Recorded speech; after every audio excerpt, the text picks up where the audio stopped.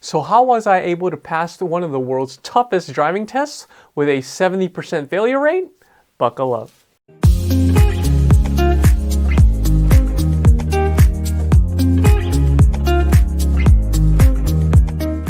Driving in the United States is a tradition. People start driving as early as 16 years old. I can attest to this since I got my driver's license at 16. People from other countries might find it weird that Americans are able to operate a vehicle at 16 when they aren't legally adults or able to buy alcohol. I wondered as well, but I think it's due to American culture. Since America is so large and our public transportation system is anything to be desired, this is one option that many families choose for their children. So you can say I haven't taken a driver's license test in over 20 years. Here's my experience. First of all, I never really wanted to get my Korean driver's license. In fact, I hated the idea since my friend told me that he failed each part twice and there's a total of 3 parts, 3 separate tests. But since my wife wanted me to be able to rent a car for emergencies, I agreed that it would be a good idea. If you don't know about the Korean's driver's license test, it is one of the toughest in the world to pass. Last year, in 2021, the Korean government cracked down on the test and promised to make it more difficult. And boy did I experience it firsthand. The reason being changes in traffic laws, signals, and also creating better drivers on the road. Before attempting to even take the test, you must pass a health checkup and attend a 1-hour traffic safety course, which is pretty much a 1-hour video. Luckily, I got my free yearly health checkup with the Korean government a year before, so I didn't really need to get another health checkup. The health checkup also includes your vision test. The driver's license test is given in 4 language options: Korean, Chinese, English, and Vietnamese. The first part of the 3-headed dragon of a test is the written exam.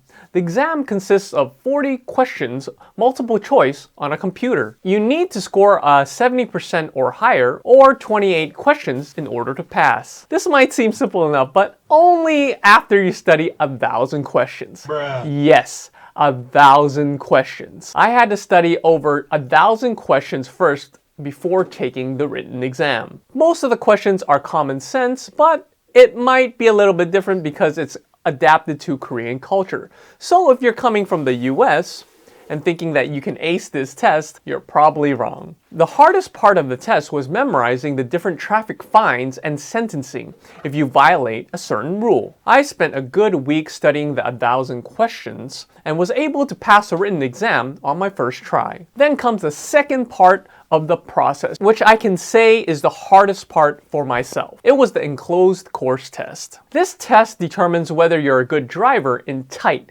and I mean tight situations. It is a timed course that is very, very technical. The hardest part of the test was the T parking, where you have 2 minutes to turn into a narrow space and back into a park, pull the brake lever, push it back down, and come back out. Needless to say, I ran out of time on my first attempt and failed the course automatically. I was able to pass this enclosed course the second time after hours of studying videos on how to park more efficiently. Oh, and by the way, while you're driving the course, you can't touch any lines. It's an automatic 20-point deduction, and you only can get a 20-point deduction total for the whole test, which means you have to be perfect the rest of the way. So out of 100 points, you need to score 80 points or better to pass this part of the test. The rest of the course was pretty easy, considering I've driven for over 20 years in the US and other countries as well. The third and final part of the test was the on-road driving test. This part I thought I was able to breeze through,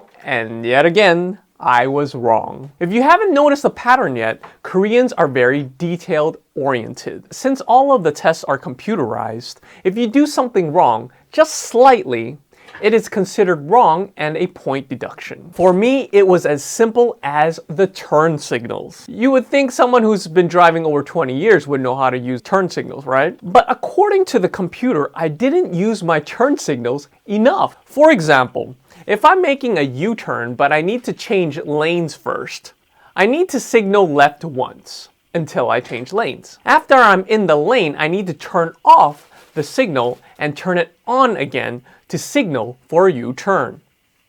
Most experienced drivers would just turn on the left signal once, right? But since this is a computerized test, each action is counted separately. Needless to say, I failed on my first attempt on the road test. After only getting feedback from the driving instructor did I know this. I went back home and studied each of the different courses. There are 4 total, A through D. And I studied exactly as I watched it online. Every turn signal, every lane change they were on, every single turn. And I was able to pass with 100% the second time a week later. The whole driver's testing process was quite stressful, about 1 month, for a foreigner like me who didn't really know what was going on the whole time. My Korean is pretty bad, intermediate level at best, and all of the instructions were given in Korean. Even though I was able to take all of the tests in English, I wasn't aware of some of the rules.